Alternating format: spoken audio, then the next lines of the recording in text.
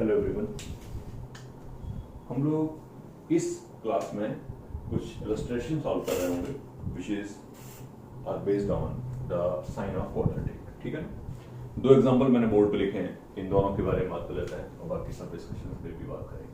मैंने कहा है find all values of a and all values of a for which inequality this अब is negative.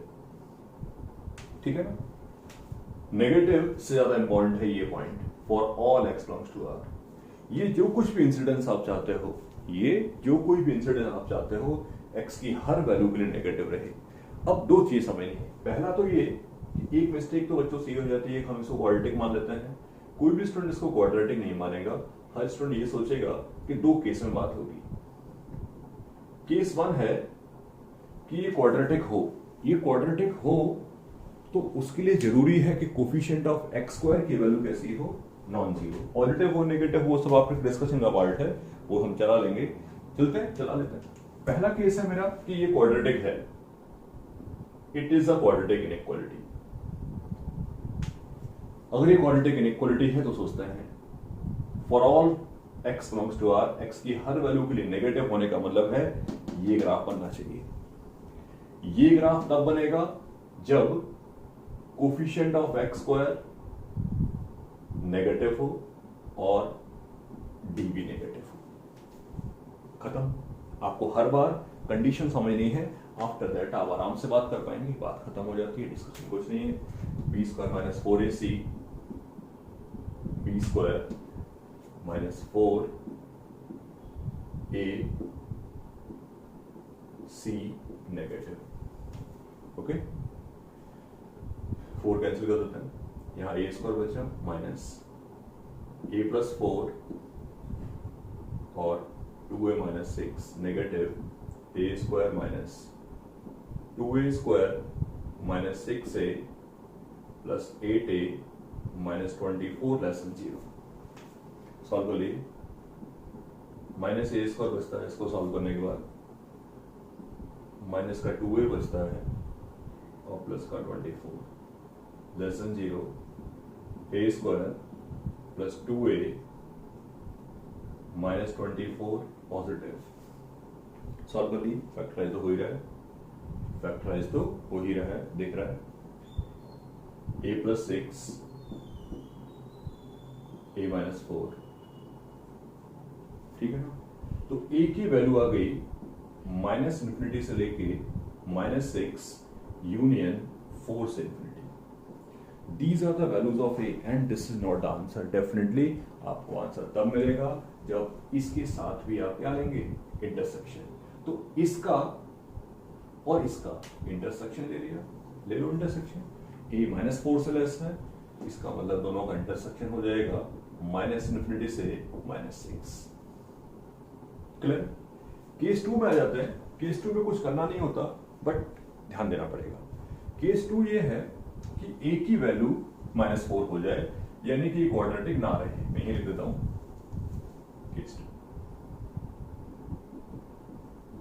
a plus 4 0 हो जाए, यानी कि a माइनस 4 हो जाए।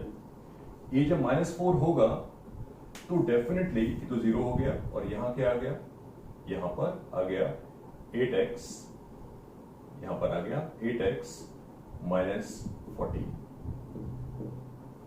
This can be negative, but not always. ये नेगेटिव हो सकता है लेकिन ऑलवेज नहीं। दैट्स वाई एक्सेप्टेड नहीं होगा, इसकी बात आप नहीं कर सकते। Hence value of a is this.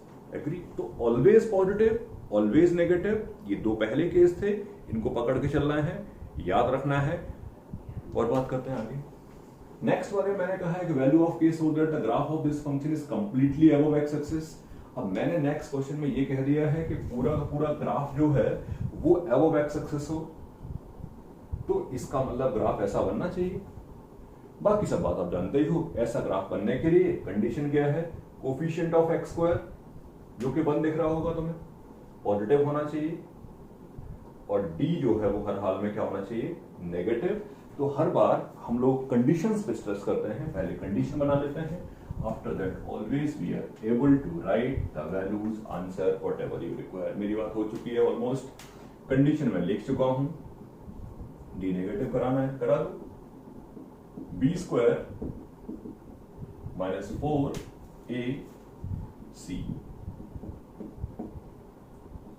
Negative होना चाहिए। सॉल्व कर दिए।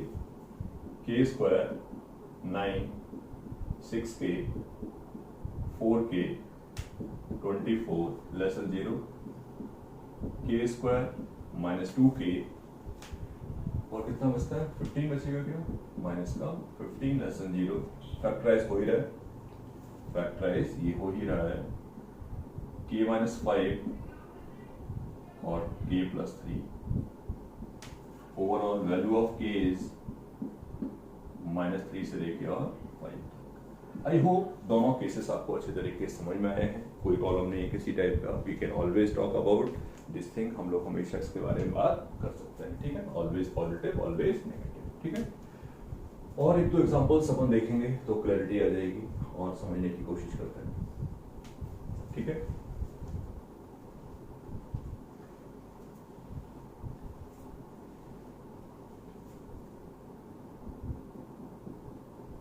Find the value of m so that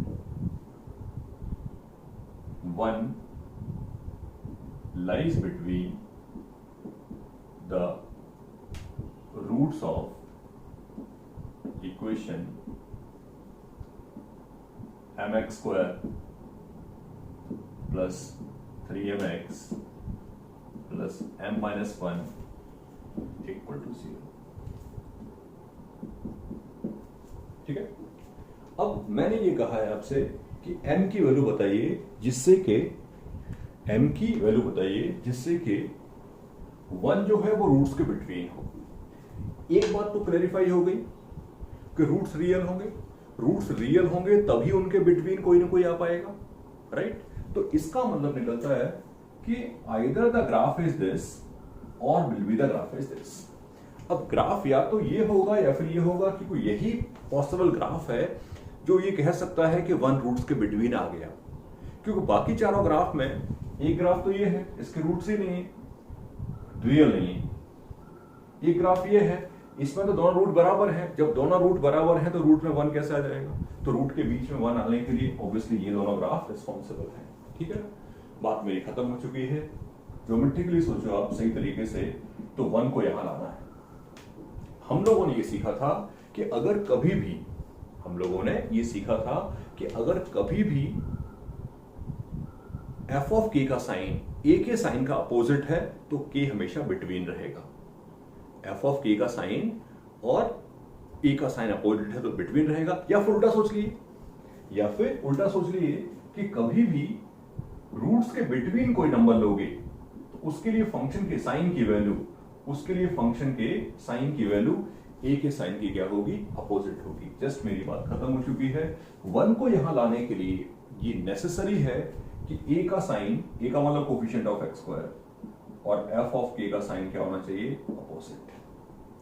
आपको दो अलग अलग बातें करने की जरूरत नहीं पड़ेगी, आप एक ही बार में सारी बात कर सकते हो। क्लियरली क्या कह रहा हूं मैं कि रूट्स के बिटवीन लाना है 1 को, रूट्स के बिटवीन 1 को लाना है तो ये नेसेसरी है कि a का साइन और 1 पर फंक्शन की वैल्यू का साइन अपोजिट होना चाहिए, क्योंकि हमेशा ये ट्रू है कि किसी भी केस में कि अल्फा से लेके बीटा तक के बिटवीन फंक्शन का साइन जो होगा वो a के साइन का अपोजिट होता है। मेरी बात खत्म हो चुकी है। a m के बराबर है, f ऑफ 1 की वैल्यू हो जाएगी 5m माइनस 1, m आता है 0 से 1/5, करेक्ट पॉइंट है। तो इजीली बात हो गई। तो ध्यान रखना है इस बात का कि बेसिकली क्या चल रहा है क्या नहीं। और बात मैं तुमसे करना चाहता था, और बात मैं तुमसे डिस्कस कर लेता हूँ एक दो एग्जांपल्स पे और कमेंट करूंगा, ठीक है। नेक्स्ट लिखा मैंने,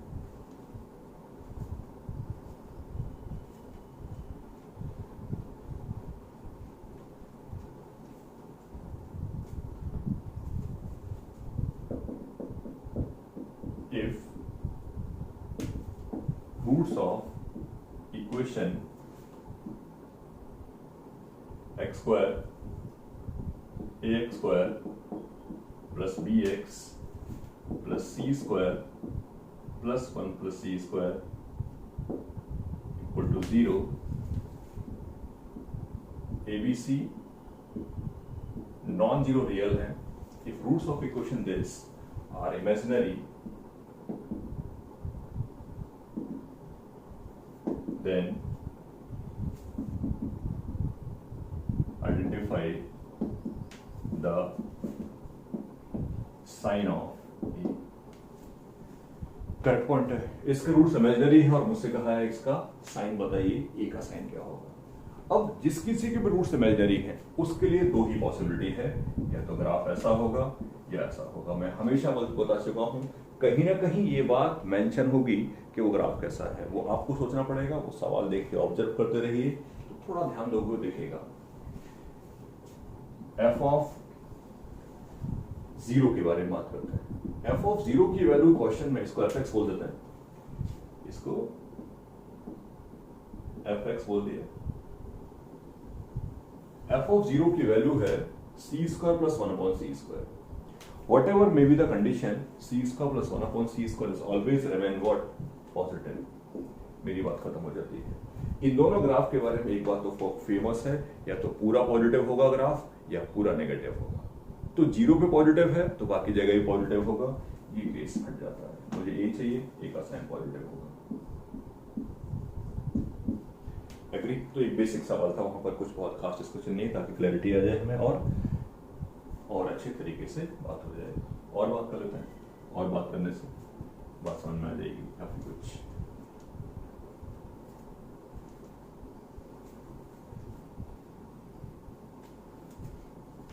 और एग्जांपल लिखता हूं मैं एक दो। If roots of equation f x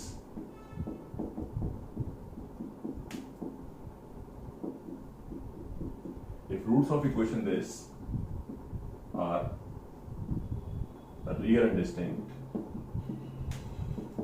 then which is are true। मैंने कहा इस इक्वेशन के रूट्स रियल और डिस्टिंक्ट हैं, तो आप में से किसमें से कौन सा ट्रू है, बात कर लेते हैं। चलिए, if f2 into f3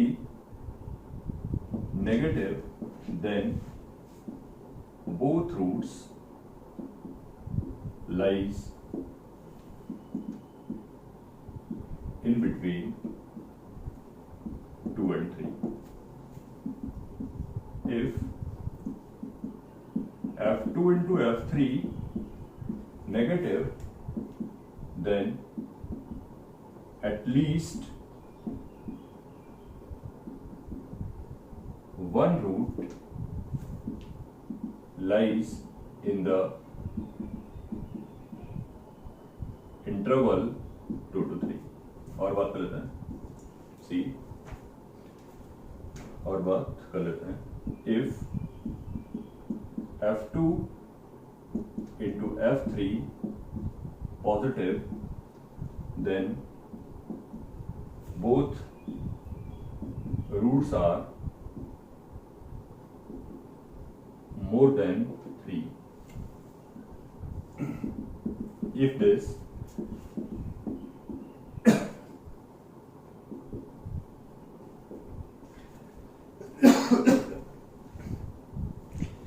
last वाले में लिखा है मैंने, if f2 into f3 positive, then both roots of equation are less than 2। कुछ बहुत कैलकुलेटिव सवाल नहीं है, कुछ बहुत मैथमेटिकल सवाल नहीं है। समझने वाली बात यह है कि हमें कंसेप्ट क्लियर है कि नहीं, ये चीज समझनी पड़ेगी, इसलिए इस बेसिस पर सवाल लिखा है। ठीक है ना, चलते हैं। रूट्स रियल डिस्टिंक्ट है, एक के बारे में कोई इंफॉर्मेशन नहीं है। जब इंफॉर्मेशन नहीं है, I have to take both. मैं दोनों केस लेके चलूंगा, मैं ये वाला केस भी लेके चलूंगा और मैं ये वाला केस भी लेके चलूंगा।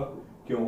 क्योंकि जब अपन ये बोलते हैं कि ये स्टेटमेंट ट्रू है, जब अपन ये बोलते हैं कि ये स्टेटमेंट ट्रू है, तो वहां नेसेसरी हो जाता है कि वो स्टेटमेंट हमेशा ट्रू होना चाहिए। ठीक है ना, चलते हैं।